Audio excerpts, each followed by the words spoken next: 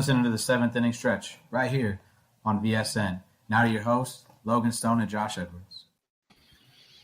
Well, hello there, and welcome to another edition of the seventh inning Stretch. Hey, wow, that was a good one, Josh. Oh, I'm so proud of you. Mike out this week. Yeah, that's always a good thing. My name is Logan Stone, and with me, as always, is my co-host, Josh Edwards. Josh, how are you doing? I'm good, man. Middle of the week, ready to have a good seventh inning stretch. Yeah. We also have we have two new guests. One's a first timer. We're popping his cherry today. And two are regulars, so I'm not even going to call them special anymore. John from Out of Your Falcon Mind. Yes, sir. What's going on, bud? Good, man. I'm doing great. Yeah, thanks for having me on. Good. And Jordan from, I don't know, the streets, basically, but at the moment. The mean streets of Fort Wayne, Indiana. Yeah. How are you doing? Doing good. How about yourself? Pretty good. Darren, Josh, Lewis, how are you doing? Doing good, man. Long time no see. I know, right? It's like right? It feels like it was yesterday. Yeah, right. Wait, was it yesterday? No, it was on Monday. Okay, good. You're all right. It just felt like yesterday. Yeah, right. It's the week before Christmas. All the days are the same. Yeah, it's most of the year basically. But anyways, well, we had some interesting news happen. Some of us are sad, some of us are interested, and some of us are just, I don't know what the fuck happened. So let's just get into the big one. The big one is, of course, yesterday we heard this news that the Giants and Carlos Correa postponed a press conference because of some abnormality on the physical. And heard nothing else about it. And then last night, about 2 a.m. in the morning for me, I see a tweet from, I think it was Jeff Passan who broke it. And he said, Carlos Correa signs with the Mets for 12 years, $315 million. I was a little drunk at the moment, so I thought it was a joke. I was like, that's stupid. He already signed with the Giants. What the hell? Anyways. And then I saw multiple other reports and I was like, oh shit, this is real. And so, yeah, it was weird. It was a weird thing.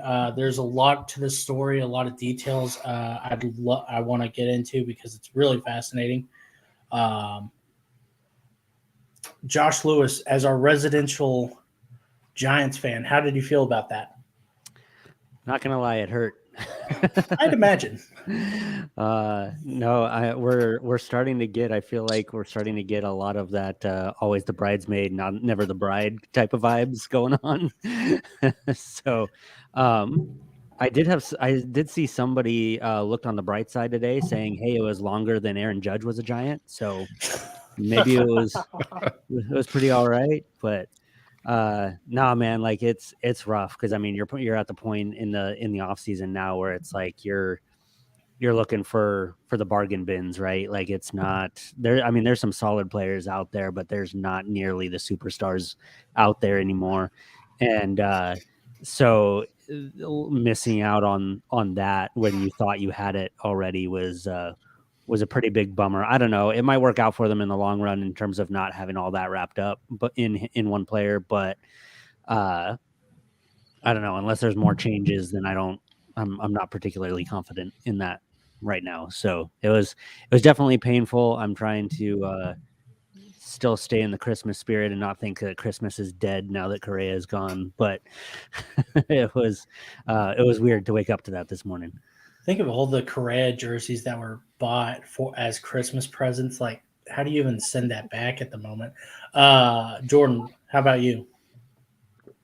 My first reaction was I laughed pretty hysterically.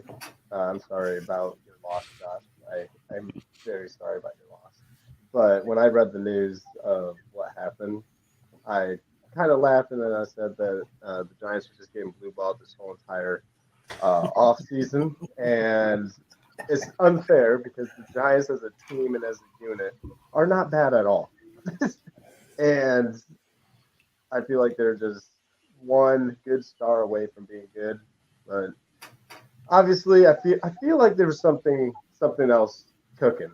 Maybe a little bit of buyer's remorse on the Giants end because maybe Correa, maybe they were like, oh, we're actually going to have Correa since he's 41 years old. And is that the smartest move? And I don't know. There has to be something else happening. But then when I saw the Mets jumped in on it, I was like, of course. They've spent about $800 million this offseason just on free agents alone.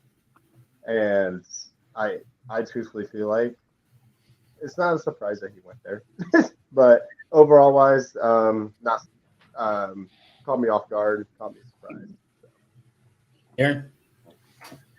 I mean, for me, I was listening to a lot of Giants talk out here on the local radio station, and it was just great. Like they were just bringing on everybody to try to explain the situation, and like so I got to get. And it for me, like the couple of takeaways are the first thing is like the Mets owner just like this just blew my like the first thought of my mind is this guy's like my head just showing off money at this point.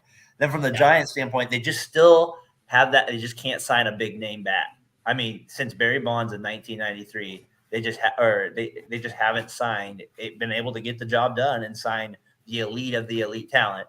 And the thing that Giants fans are really pissed off about right now is like, okay, they won the 3 World Series and stuff like that, but they've been selling out the ballpark legitimately for 20 years. This year, they really sent a message. Like I went to a few games out here. It was definitely it was way less energy, just way less people that I'm used to seeing there. And they're starting to kind of show that a little bit more because the beer prices are still going up. The food prices are still going up. And San Francisco considers itself a big market city, and they're just not bringing in big market names on the hitting standpoint. To the Giants standpoint, like I'm curious to see, do they make a whole change philosophically? Like they just go after pitchers at all times, go after defense at all times. Like they're obviously not being able to get these guys to come to their city. And then I don't know, the other thing for me that kind of stood out was from the Giants standpoint is like, what's next? I mean, like, what are they possibly going to be able to do? Like, they haven't even said anything yet, unless I miss something. I don't think Foreign's come out. They released a statement. Foreign did. To me, that I haven't heard that statement yet, but they were silent for so long, and they never technically signed Correa. That was the interesting part. He never actually signed a contract. And then I read they said this. He was supposed to be on the local radio station at 8:00. He was in San Francisco this morning in an orange outfit, ready to go to their press conference. It's like basically getting married, and then you're like, "Yeah, I see ya." I mean, that's basically what this was. What wasn't the day before? This is like at the stand and leaving, and they didn't even get back to him. Weird deal. Yeah, John. Yeah, I mean, it sucks as a Braves fan to see the Mets keep just spending and spending and spending, and, But I mean, it's cool. I mean, that's what happens. You get a fan that owns the team, which is what Cohen is. He's a fan of the team. It's like he's playing fantasy and just going out and buying what he wants. And the players are. I mean, it's good. They're gonna have a stacked lineup, but it's I think I was listening to Buster Olney earlier today, and he said I think only 2 times in the last 20 or 22 years has a top payroll team won the World Series, and one with the Dodgers and the baby World Series that they got. So I mean, it's not the payroll's not everything, but yeah, I was definitely not happy to see it, but yeah, I mean, it's just, and we, of course, Swanson just walked out the door, so yeah, we got our own issues, but I mean, it is what it is. I don't think you have issues, but I will get into the Swanson thing in a second. Yeah. Josh. No, yeah, it's not as bad as it could be. No, you're right. Josh, save the best for last. What do you think? Buddy? So I was in a very similar position to you last night that I went to bed. Correa was going to be a Giant. All right, the Giants are going to be semi-relevant this year. And then I woke up at about 4:00, and I look at my phone, and I'm like, breaking news, what is this? And I'm like, that can't be right. And so I pulled up Facebook, pulled up Twitter. I started checking. I'm like, oh, crap, what happened? So I was really, really caught off guard by it. And then it doesn't surprise me that the Mets went out and bought another player. They are essentially the Yankees of the late 90s and the early 2000s, where they went and spent tons of money at the time.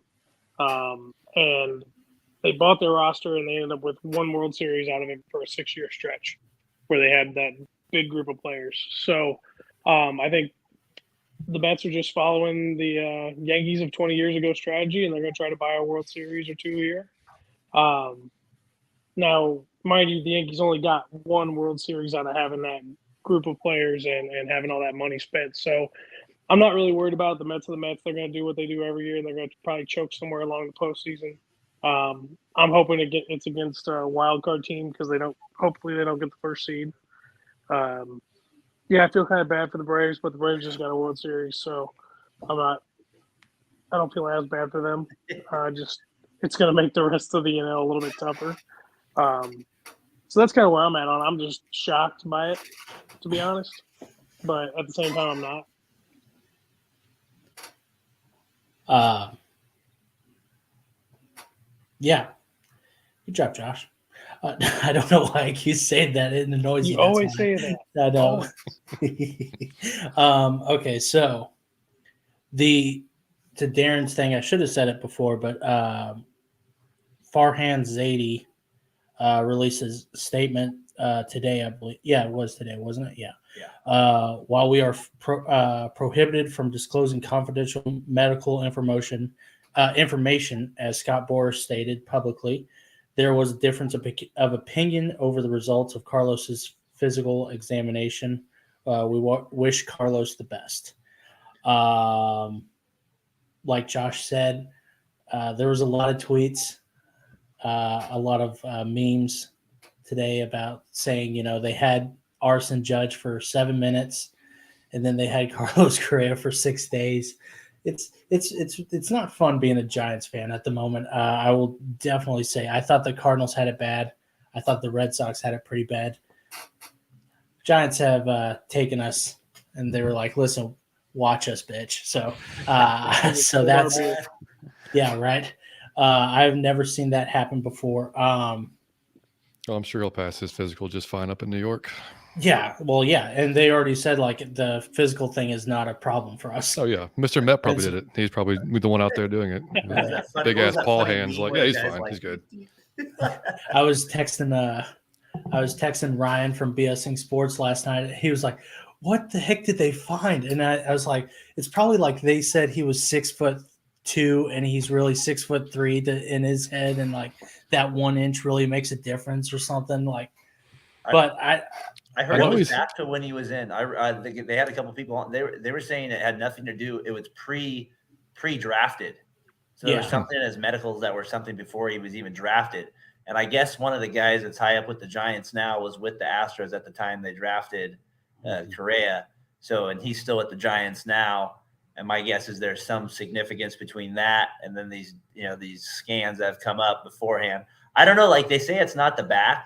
Yeah, I know that they say they can't say that, but it makes you think there's something else too, like maybe some sort of like a blood disease, something. I don't know. Like, the way they made it seem is it could be very out there, not just like a bone, like some sort of like muscle injury. I don't know. To me, it's just the weirdest thing I've ever heard. It felt like, I don't have any sources on this, so don't like quote me or anything like that, but what it felt like, and his name escapes me right now, but the guy you're talking about, the guy who's coming over from the Astros, just came over this offseason, and it felt like Farhan made a deal where he's like, all right, I told all our fans we got to sign a big player, and so he signs this big player, and then Astros guy gets involved and is like, hey, you really shouldn't do this. And that made them drag their feet just enough for Scott Boras to be like, peace out, homies, and go to New York. Is what it felt like. Like I know that they're trying to be like the whole thing, like with the medical stuff and trying to put it on something, but I don't know. It feels a little bit more personal than that. Breaking news, as you see from the bottom, the Mets have just traded James McCann to the Orioles. So they signed Omar Narvaez. So I want to get back to the Correa thing, but I just wanted to say that real quick, and because it's not every day we have breaking news that's mediocre. So, anyways. Josh, you can continue your point, by the way, if you want. Oh no, you're totally good. I was done. Like it felt like the guy coming over from the Astros just kind of like, I don't know, like nixed the deal or something like that. Like it has that feel to it, and then they're trying to pass it off as like, oh, it's a medical issue, so we can't really talk about it. But I don't know. Farhan's taken all the brunt of it, of course, but because he's been somewhat of a joke over the last little while. But man, yeah, it feels a lot more personal than everybody's letting on. Do you feel like it? So I kind of have a couple of theories. One is that they were never going to finish. Like they were never going to actually go through with the deal. That could be Correa, and they wanted to wait until all the players were gone to then be like, oh well, this thing fell through with Correa, and then just because they wanted to save money and be cheap. That kind of, I don't believe it totally, but I was like, that's not impossible. I mean, he was in an orange suit like 3 hours from going to the press conference. Yeah. Like he was at the wedding stand. Like I said, he's ready there. They're ready to, I mean, what? It's weird. He was there. But it was weird that like all the Giants fans were angry at the Giants. Like there was no like, oh, Correa totally stiffed us. Or anything, which is good. I'm glad that they didn't do that because, Correa really isn't at fault, I don't think. Another thing, and I think it's because he may not be vaccinated because he didn't play in Toronto this year with the Twins. So I think that might have been a stigma, and I think the Mets were like, we don't give a shit. We only play them once. You can sit the bench for that. I don't know if that's it. But yeah, it's weird that like they're saying this one pre-draft injury, which I guess it might affect him, whenever he's 41, but I don't think it's weird. It's a weird thing. It's a weird situation. It's crazy how many theories I've seen today, and how weird some of them are. Like I saw one that said like, oh, he failed his physical because he had ringworm. I saw one where he's like, where it's like, yeah, the pre-draft injury. I saw another one where like his medical insurance wouldn't cover the physical, and so then the Giants said, oh well, you got to pay out of pocket for that. We're like, we're not going to cover your physical. I saw that. So, I hope everyone understands that was a joke. I'm just like, what the hell? All these different like theories being thrown around like freaking snowballs or something. Just like it is a little bit crazy, but because it is, it's just so weird. Cohen probably played the doctor.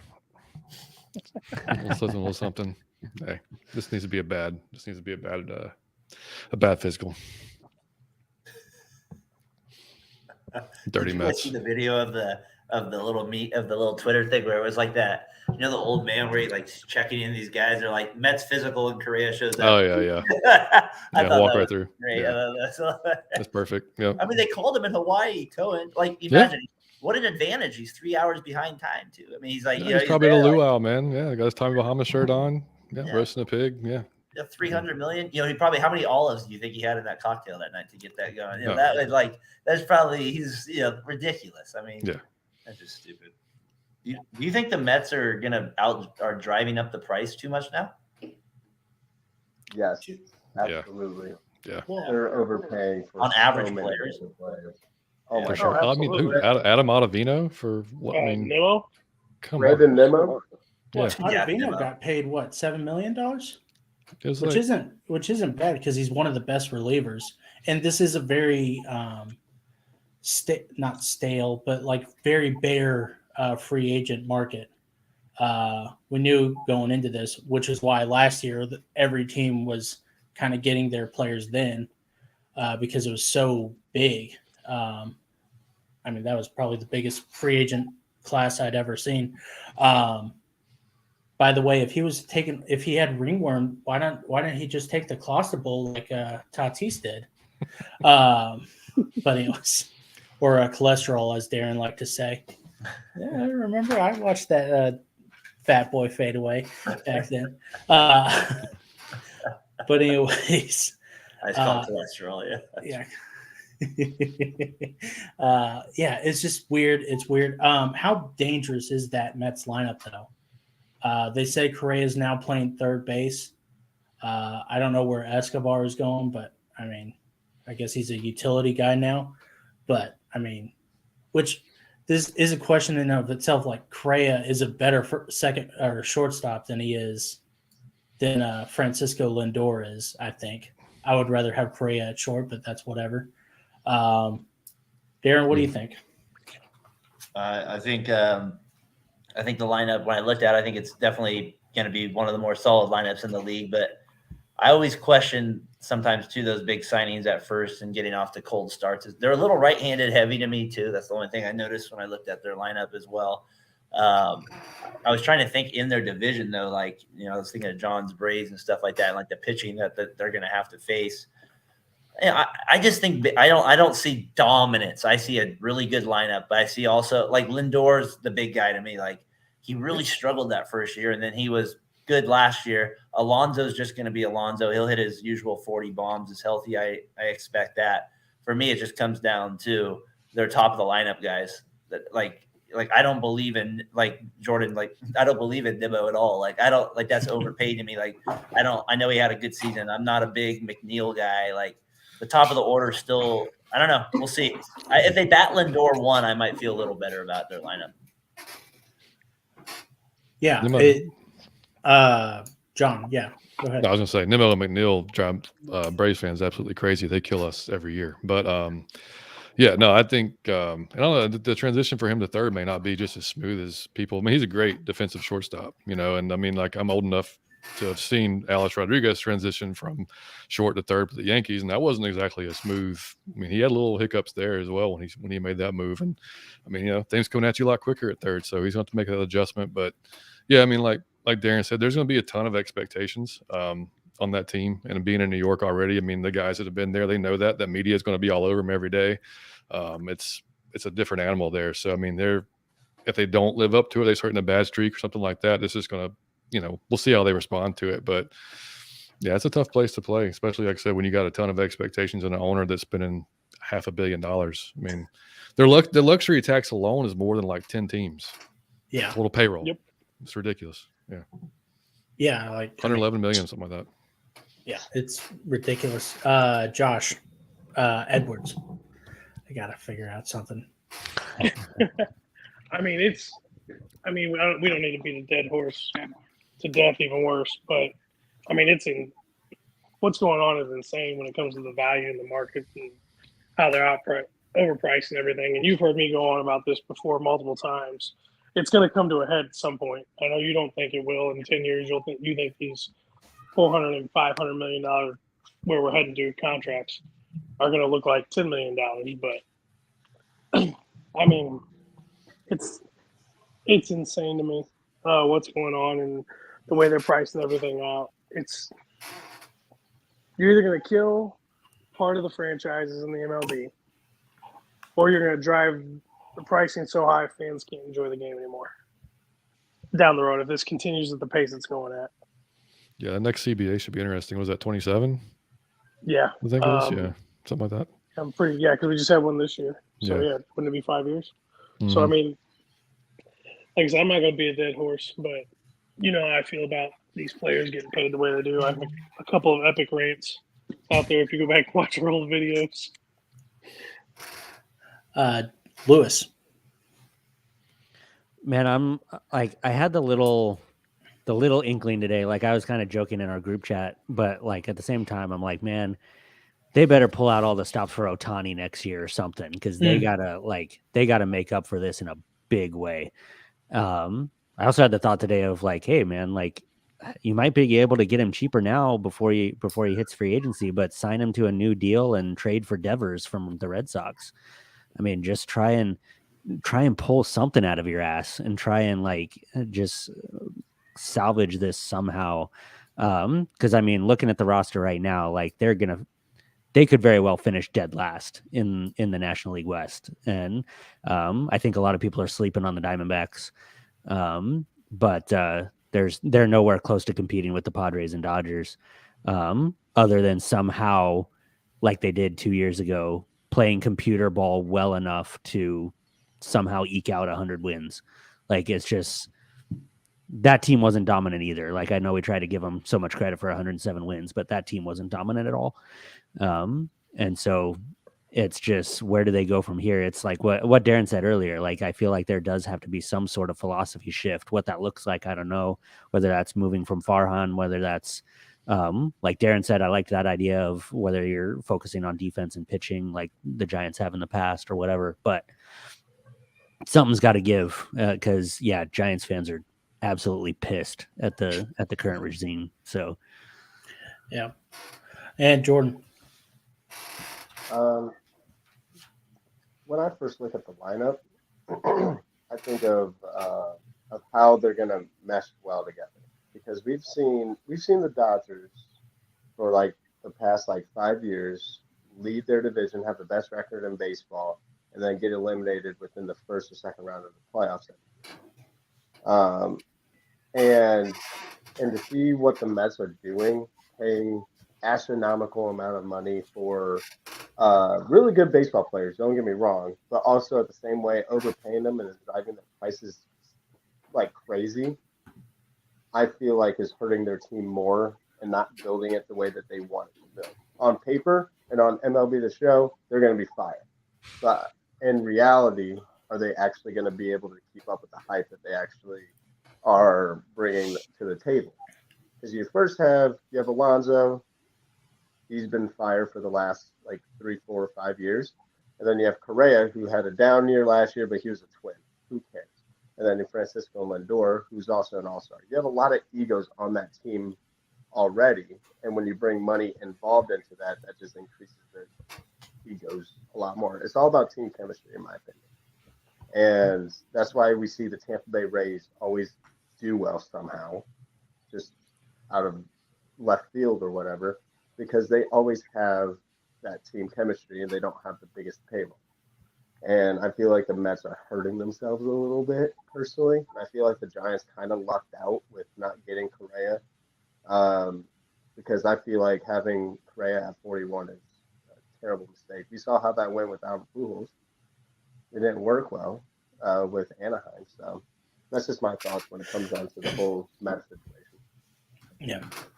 Well, I mean, the Mets are, to me, like the Mets are. Steve Cohen was saying, I mean, he knew he needed to spend money, and he wants to win a World Series in 5 years, and you can't really wait for to build up players really in 5 years. I mean, you can, but it's going to take a long time, and you could lose a fan base pretty quickly, especially a Mets fan base. So, I mean, I think the urgency is out of not having a stable farm system to begin with. Also, I think it's just the market is going up, and I don't know if he understands it, but I feel like it's just like, hey, we got to spend money to make money. He knows, the Mets are going to be sold out basically every game this year because they're going to be in it. They were really good. They almost took first place in 22 and then lost out by the skin of their teeth. That's in such a Mets way. Amazing series. But I mean, he doesn't care. He's got more money than God. So he's like, listen, I want to win. I don't care he's like, and I think MLB teams are a little bit like, oh, well, we can't spend this money, because I think it's kind of like this understood agreement with all these MLB owners, like, oh, we spend this amount of money, and then we don't have to exceed this. So, the best team at this point is, operating on this level right here. Steve Cohen is like, well, let's move it up a little bit. Let's get these bigger players and make this super team. I mean, I don't think it's that much different than what George Steinbrenner did. King George did back in the 90s. I mean, it's not different, actually. There was a lot. It seemed like he got it a lot. George Steinbrenner got it a lot more cleaner. It seems like Steve Cohen is just picking out from the aisle. I don't know. It seemed like I like the Yankees lineup back in the 90s more than the 2023 Mets at the moment. But it's just I think he's kind of doing this weird thing, this experiment, and I think other teams are going to follow because he's like, hey, you guys build DeWitt. He's worth $5 billion, but he only puts $150 million into the Cardinals organization or payroll in 2023. You guys have to put some money in there, put your money where your mouth is, make the entertainment better, and you'll get the revenue back. So I think it's going to be interesting to see the Mets in 2023 to see how the fans react and how everything goes. Let's move on. Actually, Josh Lewis, you said you need to go. You want to plug your show real quick? Yeah, I wanted to make sure I got on for the Giants stuff because those are my boys. But yeah, right. Still gonna support them. Still gonna watch them. But it's gonna be a little rough this year. But Mitch Haniger. yeah, I mean, I like the guy. That's a good signing. Yeah, but again, I feel like you know what I mean. You know what I mean. Out, personally, I feel like they. I think in the long run they might too, Jordan. I think you're right. I think in the long run it might be good for them, but we'll see how that works. But should have paid Brandon Drury again with the driving the price up. But I am a little sad I'm not going to be able to talk about the Angels. But Caught in a Pickle episode drops on Friday about the similarities between Christmas and baseball and our childhood spirits within both. And so that'll be kind of fun. I have a couple of cute guests, we'll say, in my episode coming out Friday. So that'll be fun. And so check it out. Caught in a Pickle, tradition versus evolution in the game of baseball. Awesome. Yeah. Well, thanks for coming on, Josh, and I'll see you next time. Yeah. Thanks, guys. Everybody. Okay. Well, now that we got him out, time to shit on John's Braves. So Dansby Swanson signed with the Chicago Cubs, 7 years, $177 million. John, how are you feeling? Mixed, I guess. It sucks on the dude. It's you watched him kind of like grow here, right? He got traded early from the Diamondbacks with that deal for, I think it was Shelby Miller, might have been in that deal, I think. So anyway, I mean, but he's from Marietta. He played ball like 10 minutes down the road from me growing up, and so true Atlanta guy. So yes, and then watch him become like the leader he became kind of after Freddie, especially this last season after Freddie left.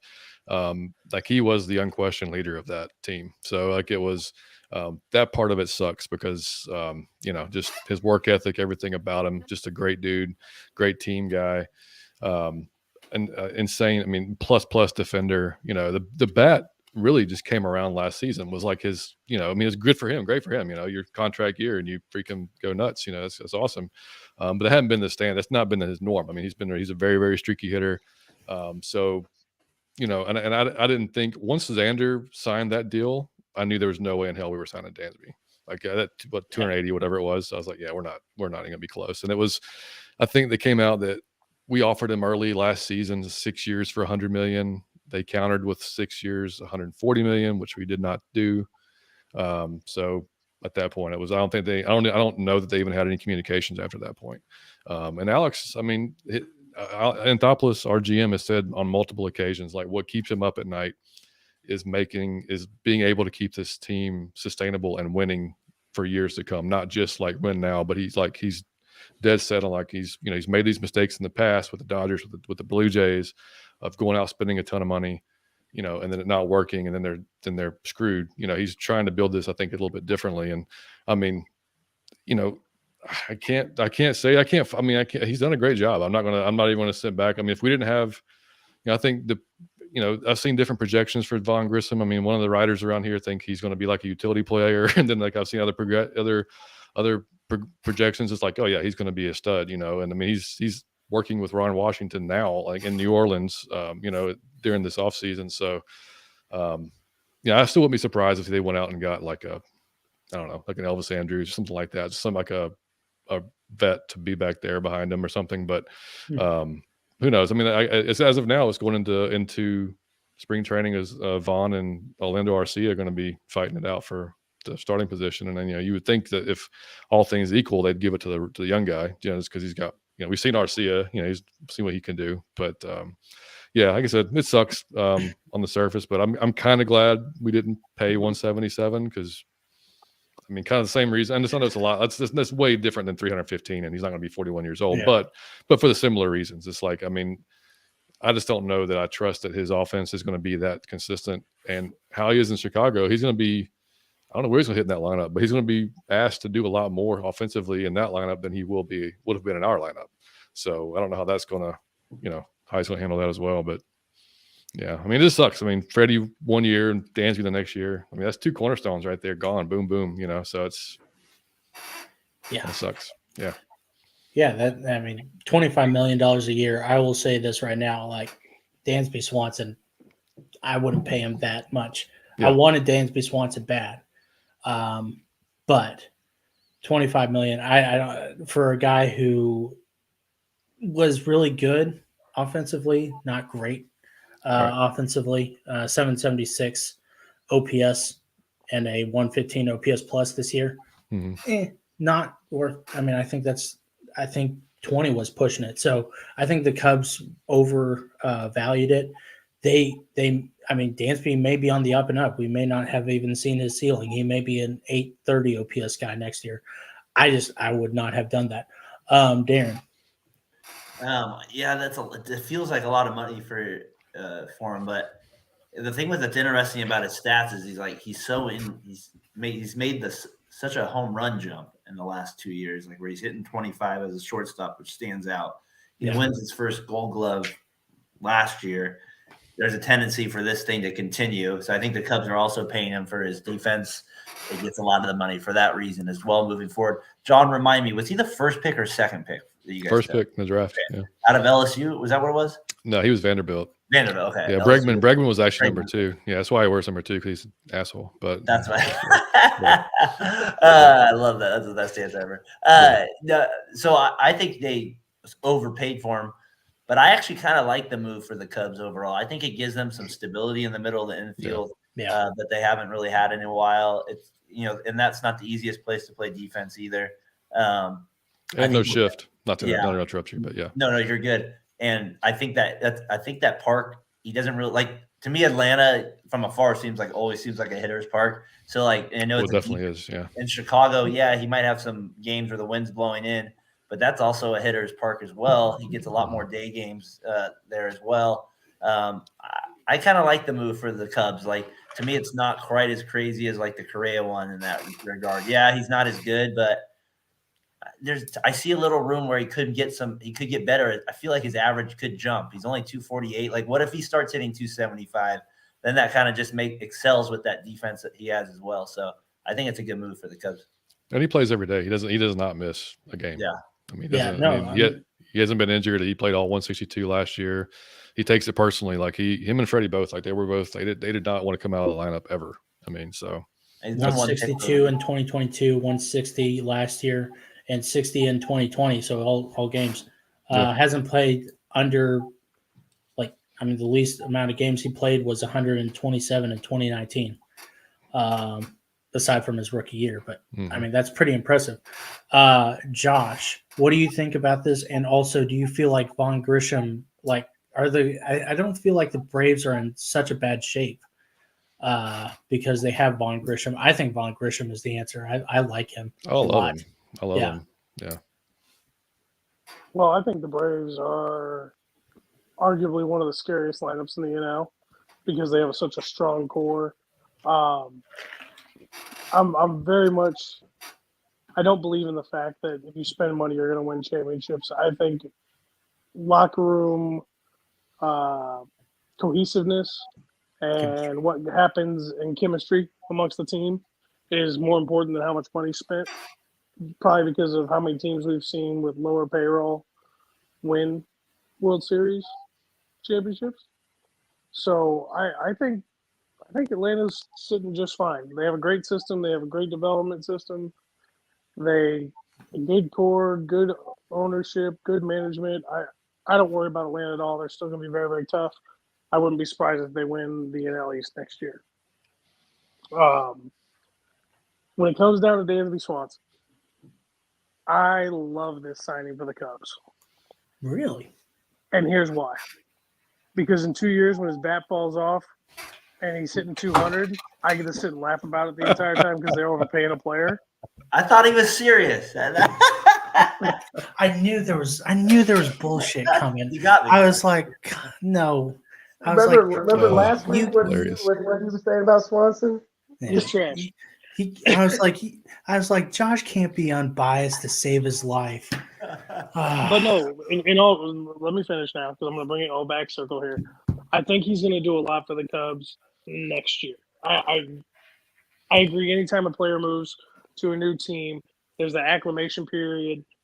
He's got to get used to the ballpark. He's got to get used to the teammates he's going to be playing with now. He's got to get used to the new manager. So there's going to be some adaptation. He is going to be asked to do a whole lot more in Chicago than he was getting asked to do in Atlanta.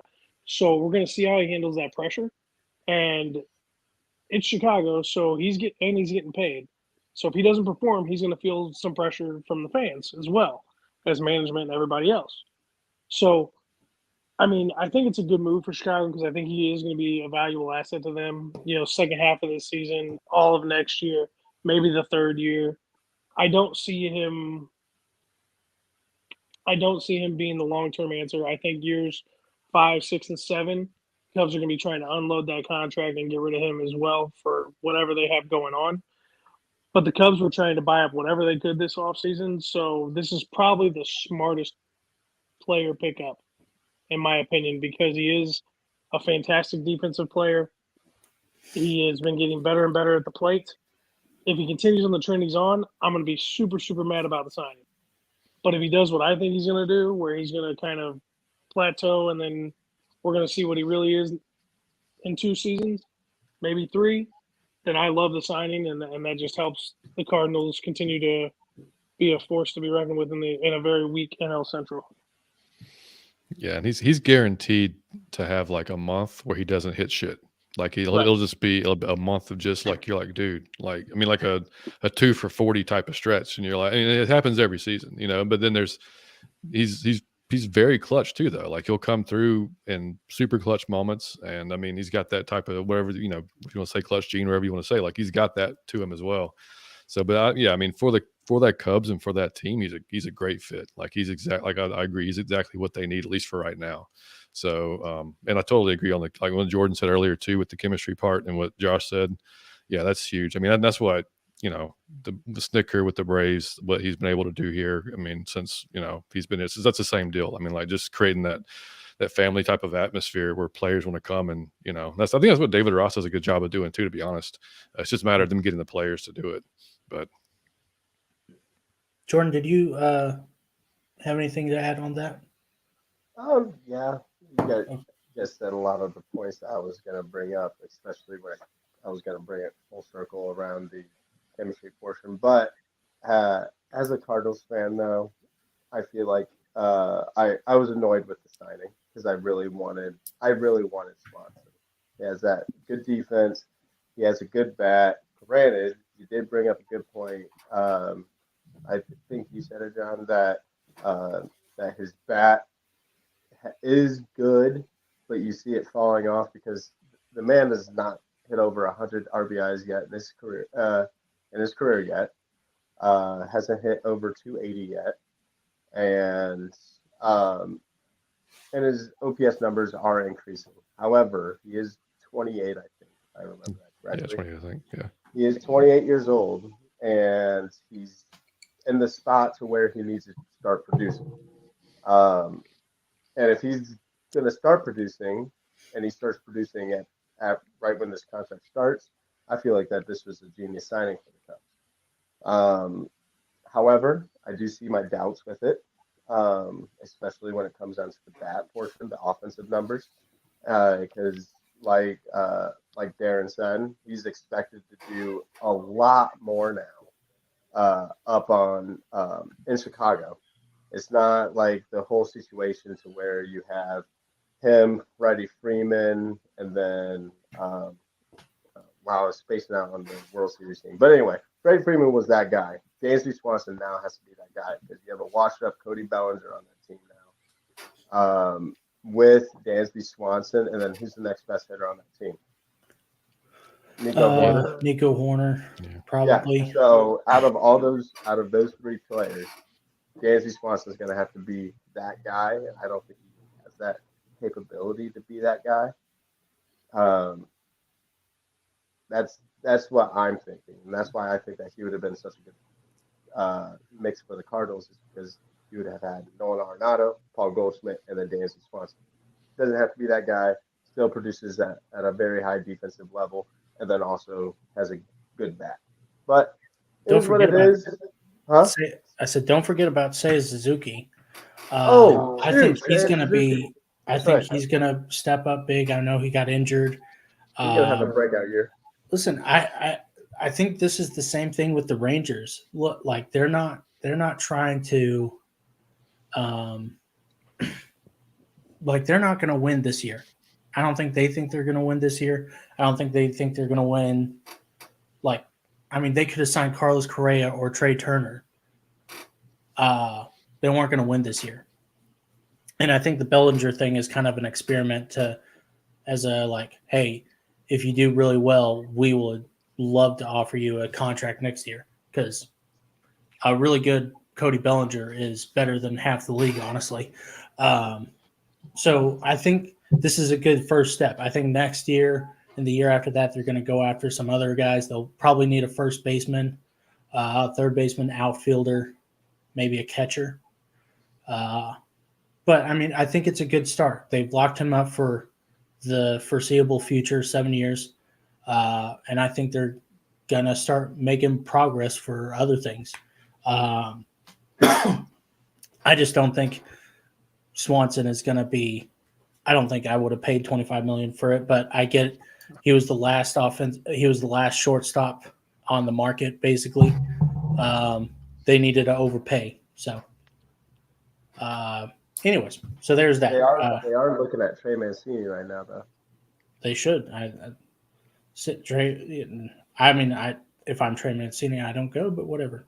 Also good for the Cubs. I love you, Cubs. You guys are really good.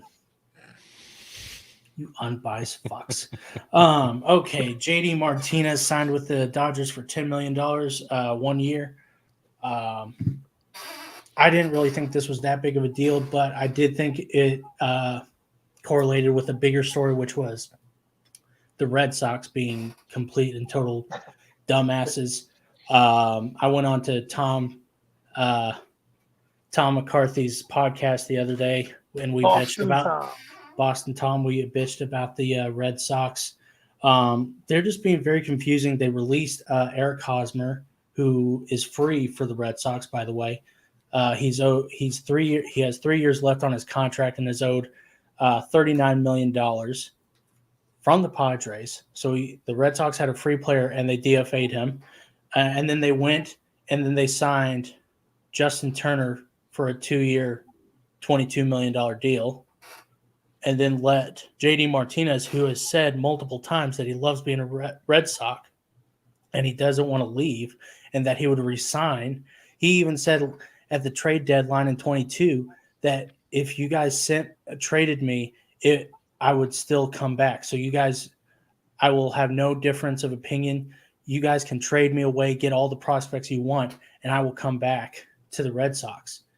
And they didn't even offer him a contract. So, I mean, right now we're talking about Eric Hosmer, Justin Turner, and JD Martinez. The Red Sox are just playing stupid at the moment. And right now it sounds like they're about to lose Rafael Devers. I'd said they need to just trade him at the beginning before the season starts if they can't get a contract figured out, because a year of Rafael Devers is better than half a year. Simple math right there. You can get a lot more prospects out. That's what I meant. So, Darren, what do you feel about that? I don't really understand what the Red Sox are doing. My whole life, they've been like the Mets, or in that sense, right? They always came up in second. But one of those bigger market teams. Well, they weren't afraid to spend money. I mean, they were always dishing out dough to everybody to try to win. what the hell's happened? I mean, I'm not as an A's fan, they spend money, but my point is like they don't do, they're like doing, it's just weird things they're doing. Like ever since that Mookie Betts trade, it's like they just haven't been operating on the same like wavelengths that I've been used to my whole life with them. Yeah, maybe it didn't always result in wins, but their moves made more sense. The Turner signing, I actually don't mind him in Boston. I think he actually will probably be fine there, and I think the fans will probably like him a lot there. And if Devers stays, I actually think it would help him too there, obviously. The Martinez thing, I don't know. Like, yeah, I think he wanted to be a Red Sox, but to me, getting Turner, then it really doesn't matter. I think for the Dodgers standpoint, I do like it for the Dodgers. I think it gives them. I really like that pickup for the Dodgers there. But I just don't understand what the Red Sox philosophy is now. Usually, they're one of the teams I've always been able to make sense of. I'm a little confused. They traded for prospects. Those prospects haven't worked out. It'll be interesting to see what their next move is. If they trade Devers, and then if they do trade Devers, let's just say they do, what the hell is my first reaction? Like they've gone middle of the pack. What the hell happened to them? That's where I'm at with it. Shane Bloom, it turns out to be a Yankee fan. It's like this old Scooby-Doo, like the old Scooby-Doo thing. Like they pull off his shirt and he's wearing a Yankee jersey and he's like, "Fuck you, Red Sox." No, that'd be awesome, actually. But I actually saw a tweet and someone said if everything had worked perfectly in 2019, when Shane Bloom had become GM, this is what the Red Sox 2022 lineup would have been: Mookie Betts at center field, Rafael Devers at third base, Xander at short, JD at DH, Kyle Schwarber at first, which they should have re-signed him. Yeah. I don't know why they didn't do that. Trevor Story at second, Hunter Renfroe at right field, a very underrated outfielder, Christian Vasquez at catcher, and Andrew Benintendi at left field. That is a dominant team. That was all these homegrown players that you had. Now, you would not have been able to retain all these players. Like Mookie, Xander, and Rafael alone are going to cost you $1 billion. But, I mean, you at least could have gotten a second World Series. 2020, I think the 2020 World Series would have been, theirs to lose, honestly. In 2021, last year, they were the wild card in the East. So, it just seems like such a waste of talent. So, John, what do you think about that? No, I kind of agree with Darren. Like, since the Mookie Betts thing, I don't know what the hell they've been doing. It's just like that's very un-Boston like, to all. And it in a way, it kind of reminds me a little bit of the Braves, but like our farm system's been so much better. So like we've let guys go or not sign guys that we probably could have or should have. But we've had really, really good young guys to come in and take those positions, and we haven't skipped a beat. So like, yeah, I agree. I think it's a good move for the Dodgers. $10 million just means for them is like $5. So it's not a big deal to them. So, but yeah, I don't know what the Red Sox. I like that lineup you just named. It's crazy. I have no idea what they're thinking or doing, and especially in the East, trying to compete with the Yankees, of course. And yeah, I don't know. It's just bizarre. I'd be pissed off if I was a Red Sox fan.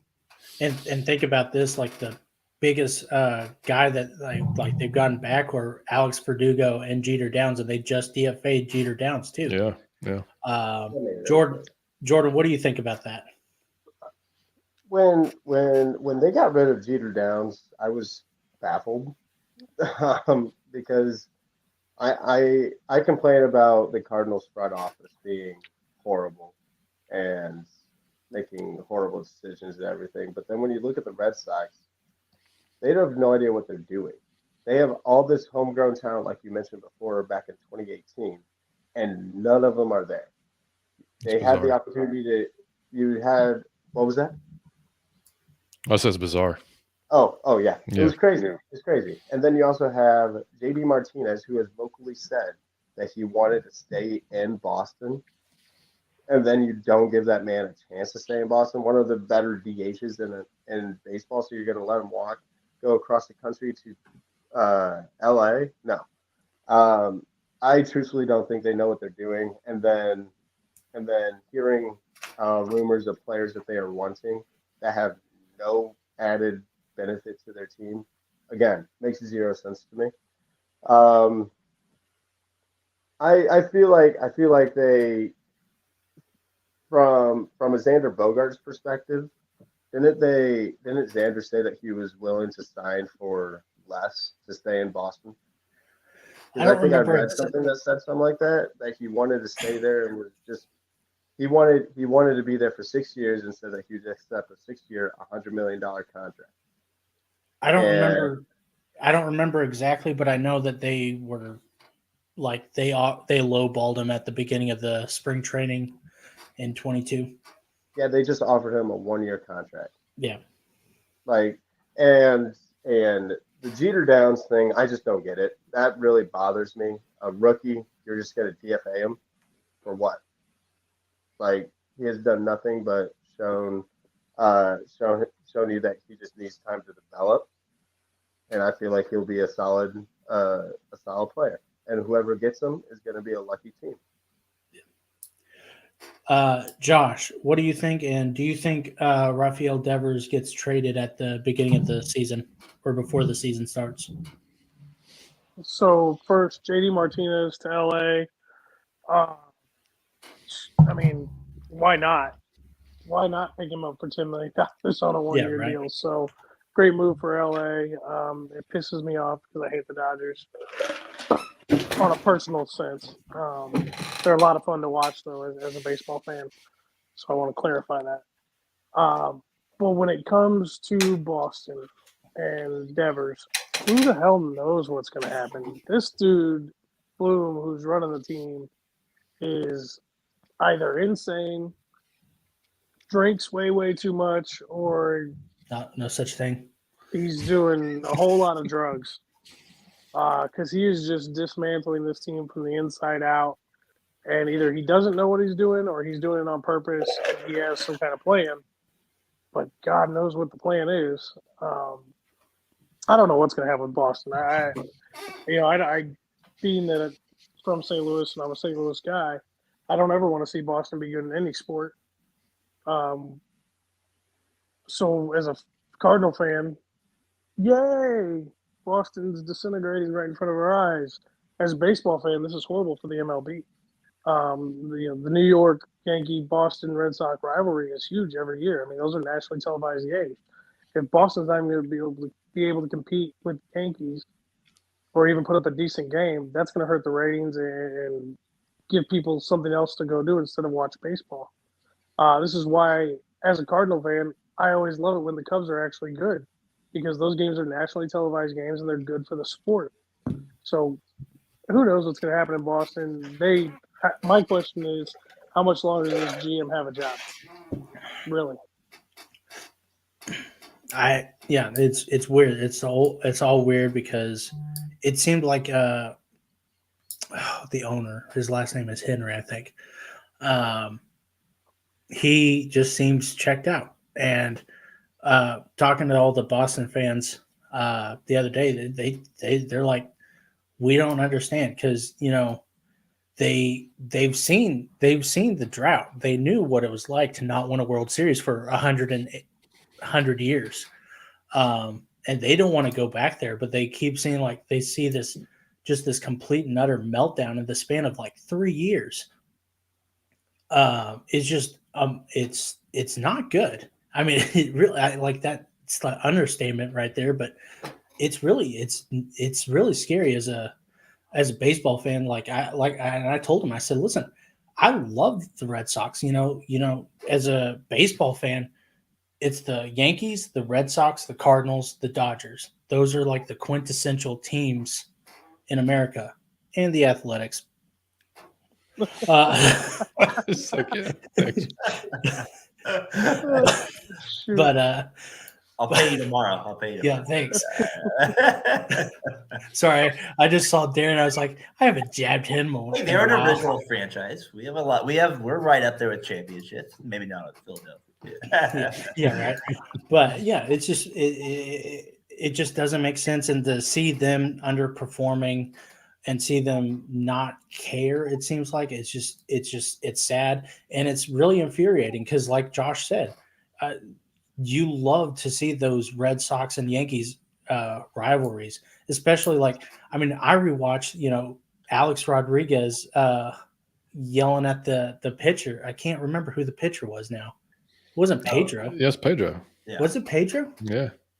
Yeah. Yeah, because dude come out and Pedro started beating the shit out of the old man. Yeah. old- What was his Bell name? man. I know. Bald dude. Oh, it's gonna piss me off. Buster. Oh my god. And anyways, I gotta so look at it now. there's a lot of great moments from the Red Sox, and the Major League Baseball needs that team especially to be good, and the Yankees to be good, and so it's stupid. It's infuriating. I think they better just trade. I think it's better just to trade Devers now and get something for him Don Zimmer. because they're Don Zimmer. That's right. Yeah, Pedro. First base coach, right? No. Or bench No, coach? he was bench coach. Yeah. Bench Or- coach. Yeah. yeah.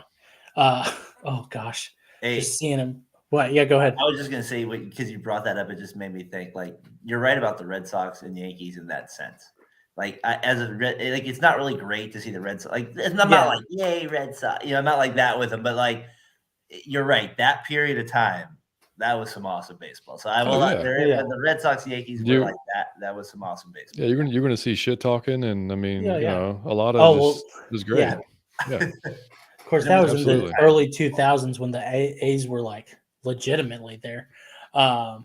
Anyway, I'm sorry, Darren. That was not. That is that's unnecessary. That was not. I did not mean it like that. I'm sorry there. But anyways, it's just unsettled. Who would want Devers? Because I think at this point he's a DH. Giants. There The you go. Giants, yeah. I feel like the Giants should, but I don't think they are. Well, Devers is improving at defense slowly, but he's improving. He can still play third. I don't think he's a glorified DH play yet.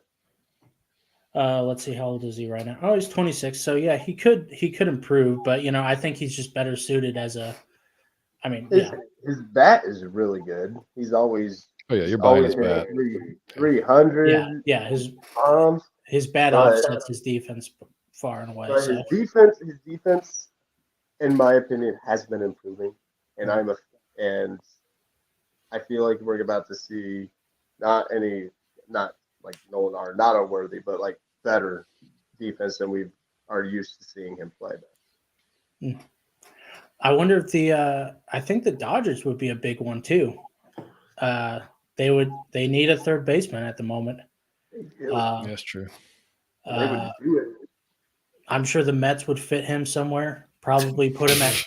I'm just they'd probably put him at first base and then put Alonso at DH and then DFA or put Vogel back at the bench. I mean, Vogelback's daddy. He does not go anywhere. Yeah, right. He can be a pinch runner. Look like me whenever he's running around those bases. Anyways, so let's move on to Brandon Drury, unless we have anything else to say about the Red Sox or Devers specifically. Okay. Our last one is Brandon Drury signed a 2-year deal, $17 million contract with the Angels. I believe there's an opt-out after the first season. $8.5 million a year. And I was really high on Brandon Drury. I think he had a really good season this year. Last year he was really good. He's just a utility guy. He plays third base and all the outfield. I believe he can play second also. But I was telling Josh Lewis yesterday. I said, or I was saying it in the chat. I said the Yankees, the Giants, the Cardinals, and the Dodgers should all be on Brandon Drury right now. Sign him for a 2-year deal, yeah. And no one did. It was the Angels. The Angels being stupid. I don't know why they're spending money when they know they're not going to win. Josh, what do you feel? How do you feel? I feel probably the same way you do, honestly, on this one. I don't understand why the Angels signed him. They're selling the team. They're spending money they don't need to spend. And he probably could have gone to a couple other teams. I guess my surprise is there wasn't more interest shown in him. and I felt like he could have gotten a little bit more money. Not a whole lot, but I think he could have gotten, the $9 to $10 million a year, which isn't a whole lot. But I mean, when you're in LA, you lose so much taxes. He probably could have gone and played in Minnesota or Chicago or Atlanta or wherever, or gone to the Mets and gotten overpaid, $13-14 million a year, and they would have found a place for him. But Yeah. I mean, I'm a little indifferent on this one. It's not an impact signing because the Angels aren't going to be any good. Yeah. Jordan, how do you feel?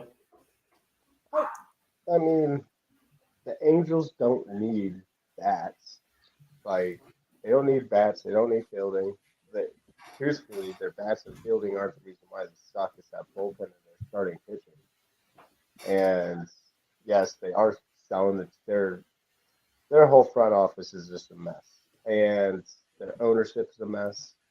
So I feel like it's a very random signing that was very unnecessary to the plot of the MLB.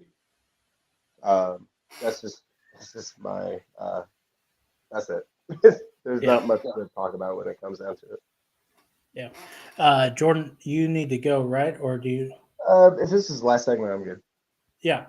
And Darren, how do you feel?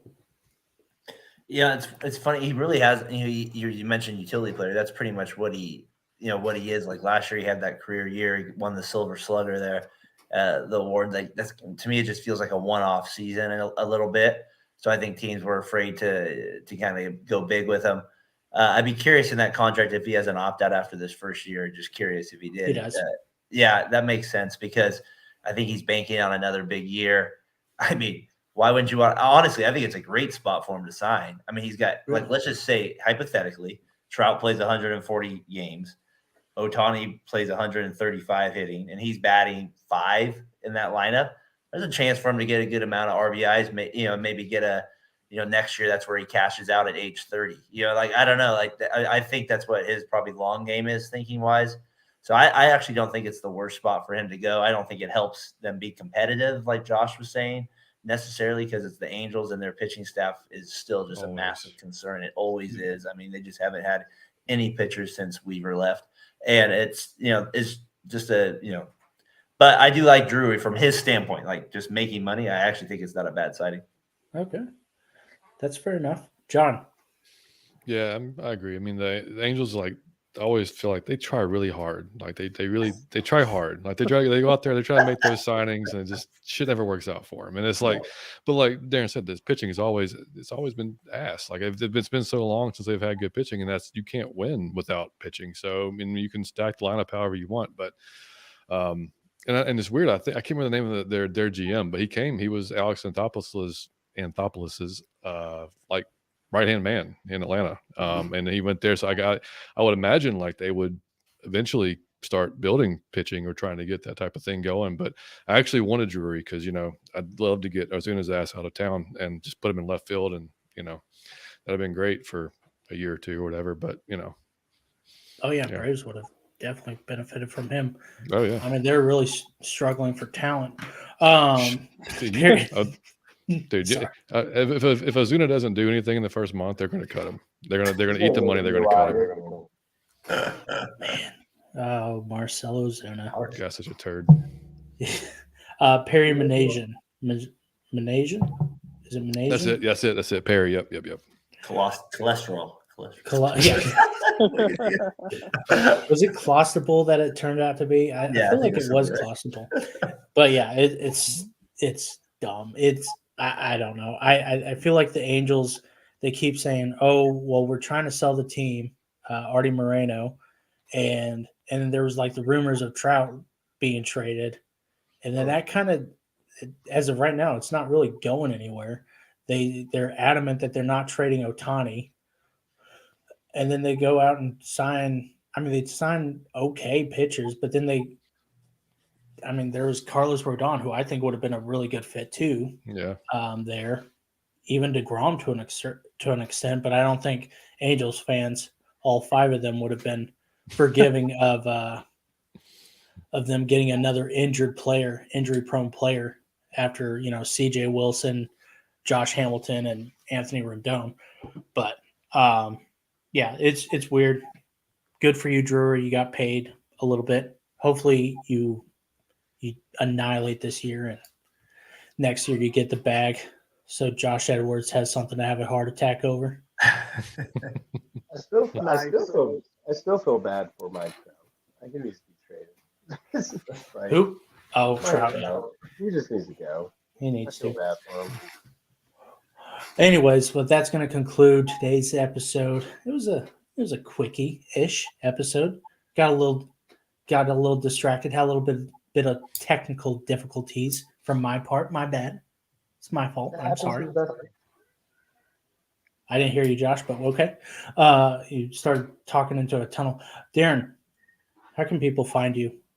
Yeah, check us out at Fatboy Fadeaway. Check us out there on Twitter, YouTube, over at Variety Sports Network. We're going to be putting out a podcast tomorrow, touching a little bit on. We'll get Tyler's opinion, obviously, on the Correa deal. I haven't got to talk to him really about that, so I'm sure he'll be an emotional wreck about that. So I can't wait to instigate him.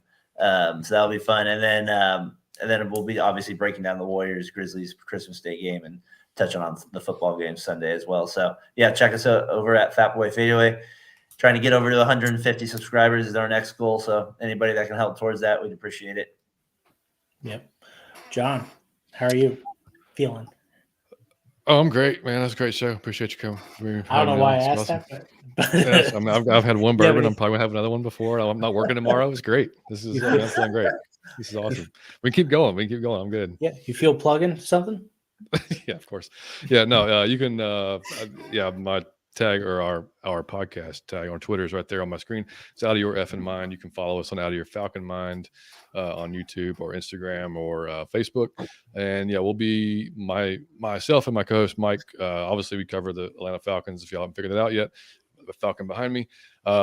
So we do a preview and a post game or a recap show every week. And tomorrow we're going to have our preview show for the Ravens this week. We have a little Christmas special. We'll have some other Falcons creators coming through, just having a good time. We'll probably have like a 2-hour freaking show. So, but it's going to be at 7:00. But yeah, normally it's Thursdays and Sundays, depending on our mood after the game, if we record or not. And sometimes we wait till Mondays. It depends. And so it's been a lot of Mondays this year. But yeah, other than that, yeah. Oh yeah. Well, like I said, Logan, appreciate you and Josh having me on for sure.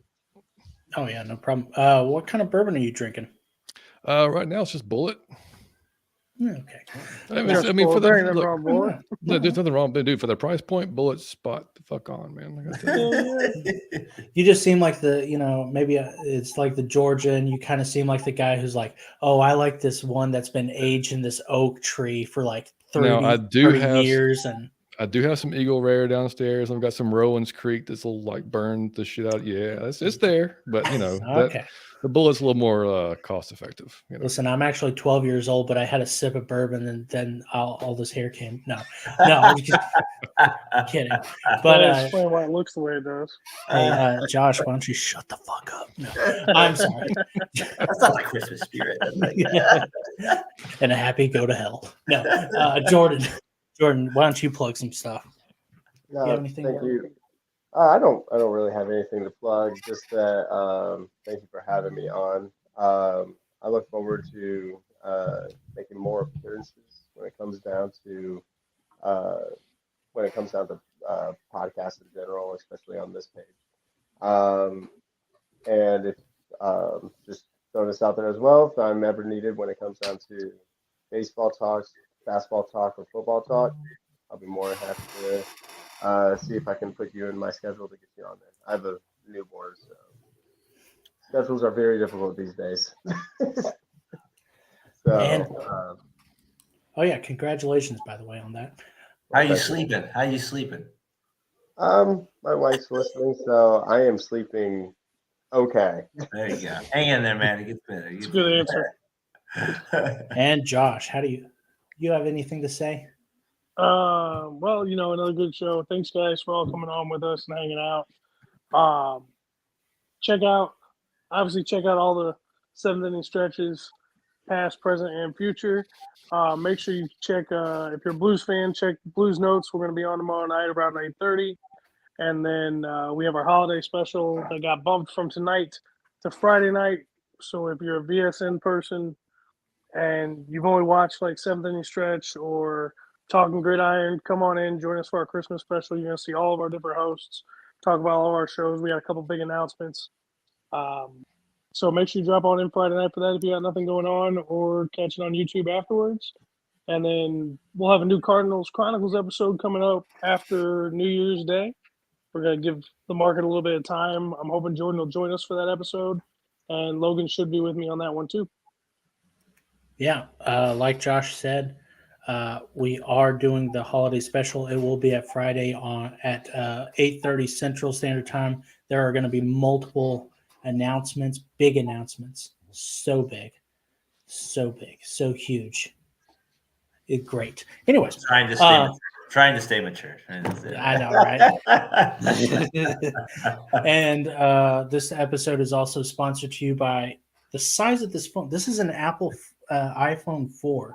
And look at the size of, oh my gosh, we've grown. I can barely see in this freaking thing. I was going through some old stuff, and there's my old iPhone 4. Anyways, that was interesting. Darren, because I don't trust Josh right now because he's like, oh, I hate the Cubs. Oh, I hate the Yankees. Oh, I hate the Mets. Oh, I hate the Dodgers. Darren, do you have any words of wisdom? Well, I mean, after that last rant, don't bring up size more than 5 times in 10 words.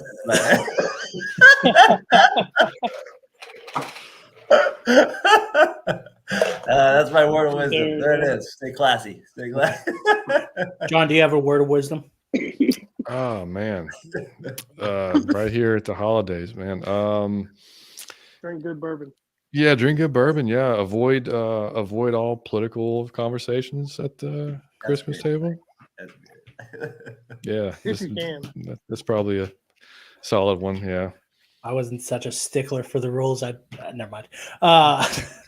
Okay, fine, Josh. You can have one word in there. If we don't see you guys the rest of the week, I hope you everyone.